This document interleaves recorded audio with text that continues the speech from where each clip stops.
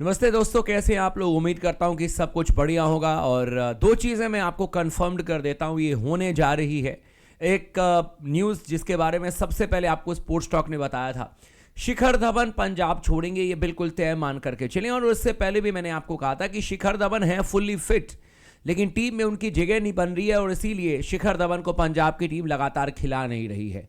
और अचानक ये दूसरा सीजन है जब 4 मैच खेलने के बाद ही शिखर धवन इंजर्ड हो जाते हैं और उसके बाद फिर उनको मैच खेलने का मौका नहीं मिलता है। ये दूसरा सीजन भी हमने देख लिया। प्रभ सिमरन सिंह पंजाब के ओपनर हैं, इसका मतलब तय है कि शिखर धवन 110% या तो पंजाब को छोड़ेंगे या पंजाब इनको रिलीज कर देगी एक आने वाले सीजन में। इस बात को आप लिख करके ले लीजिए। मेरी नज़र में शिखर धवन पूरी तरीके से फिट हैं, लेकिन बावजूद इसके वो नहीं खेल रहे हैं। दूसरी चीज़, तस्वीर आप देख सकते हैं केएल राहुल और मिस्टर गोइनका, जो कि लखनऊ सुपर जायंट्स के ऑनर हैं।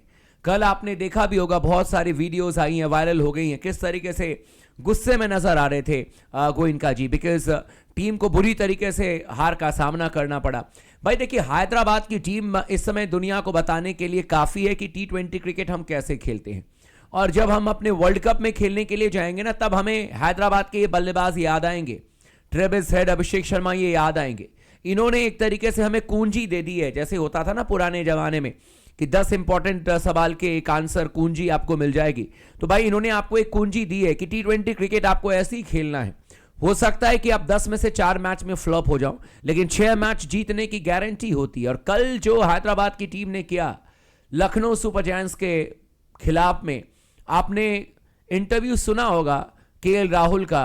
केएल राहुल ने खुद कहा कि मैं कुछ बोलने लायक बचा नहीं हूं। ये केएल राहुल के वर्ड्स थे। उन्होंने कहा कि जो स्किल सेट है, हैदराबाद के बल्लेबाजों का, जिस तरीके से उन्होंने दे छक्के पर छक्के टांगे, और ये मैं नहीं कह रहा हूं, ये केएल राहुल के वर्ड्स हैं। उन्होंने कहा जिस तरीके से दे छक्के पर छक्के टांगे, अलग लेवल पर क्रिकेट खेल रहे थे, अलग किस्म का स्किल सेट है।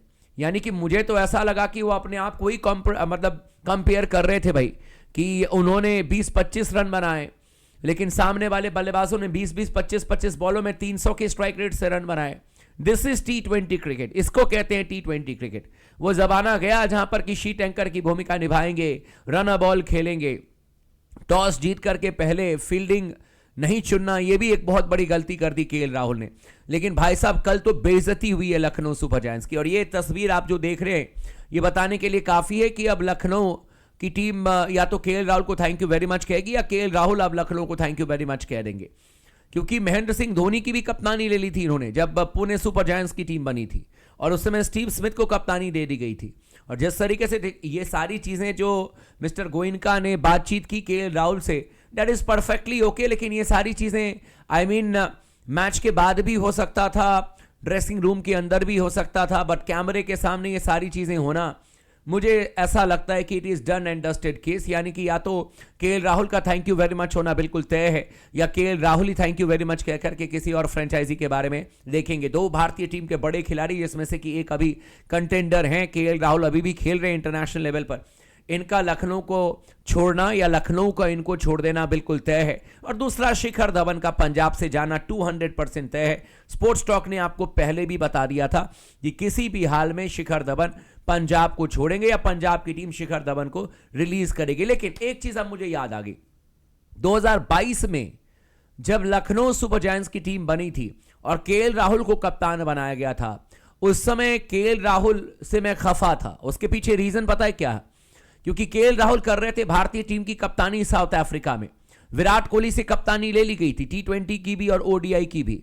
रोहित शर्मा को कप्तानी दी गई थी, लेकिन रोहित शर्मा गए ही नहीं साउथ अफ्रीका में, हैमस्ट्रिंग इंजरी हो गई थी। तो वहां पर फिर ODI की कप्तानी केएल राहुल कर रहे थे और टीम इंडिया को 3-0 से हार का सामना करना पड़ा। बहुत अच्छी तरीके से आप लोगों को भी याद होगा, और इसके बारे में मैंने कई बार चर्चा की। केएल राहुल के फैंस को लगा कि यार आप तो केएल राहुल के खिलाफ बोलते हो, लेकिन जिस दिन हम 3-0 से हारे थे साउथ अफ्रीका के अगेंस्ट में, टेम्बा बाउमा कप्तानी कर रहे थे साउथ अफ्रीका के, भाई उसी दिन केएल राहुल ने लखनऊ सुपर जायंट्स के लिए इंटरव्यू दिया था एक बड़े चैनल को, है ना, एक बड़े चैनल को इंटरव्यू दिया था और बड़ी बड़ी बातें हो रही थी। मेरा दिल बहुत दुखा था, बहुत ज्यादा मेरा दिल दुखा था कि यार अभी मतलब कि भारतीय टीम 3-0 से केएल राहुल की कप्तानी में हारी है।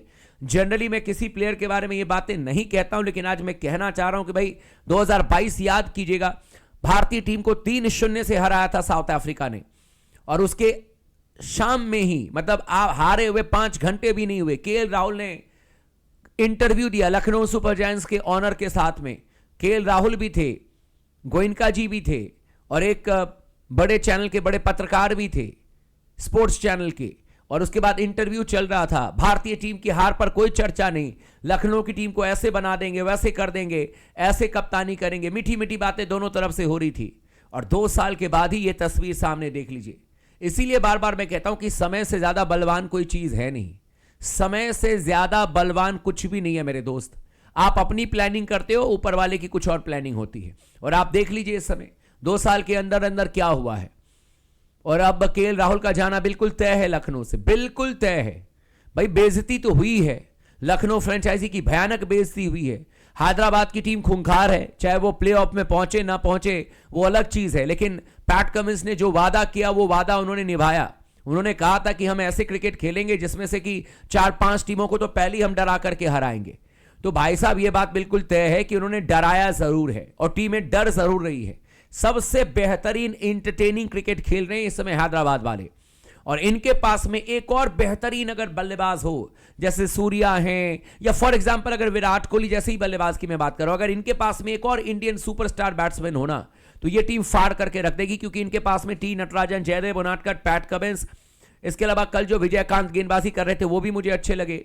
और भुवनेश्वर कुमार, क्या बॉल डाल रहा है यार भुवनेश्वर कुमार, मतलब कमाल कर रहे हैं भुवनेश्वर कुमार।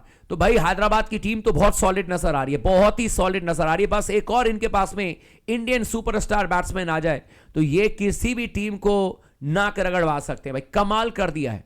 और इसी की वजह से, मतलब हैदराबाद की वजह से ही इस समय केएल राहुल का बुरा हाल है। हैदराबाद की टीम ने जिस तरीके से आरसीबी के गेंदबाजों की कुटाई की, मुंबई इंडियंस की पिटाई की। अंक तालिका पर भी नजर डाल लेते हैं। भाई मुझे ऐसा लगता है, टू बी वेरी ऑनेस्ट, बड़ा इंटरेस्टिंग है। देखिए लखनऊ की टीम का अब ऊपर आना मुश्किल मुझे नजर आ रहा है, और मुझे ऐसा लगता है कि हैदराबाद की टीम, मैं चाहता हूं कि क्वालिफाई करे हैदराबाद की टीम।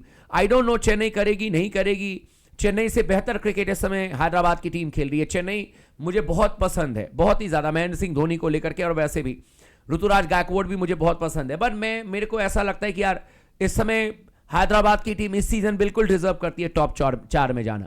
जिस लेवल पर उन्होंने ऑपरेट किया बिल्कुल डिजर्व करते हैं।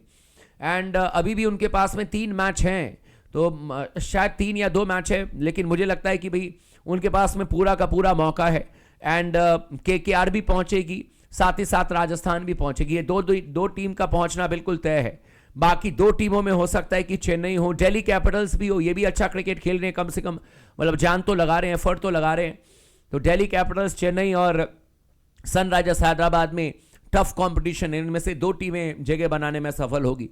आई विश, मैं चाहता हूं हैदराबाद की टीम जरूर पहुंचे।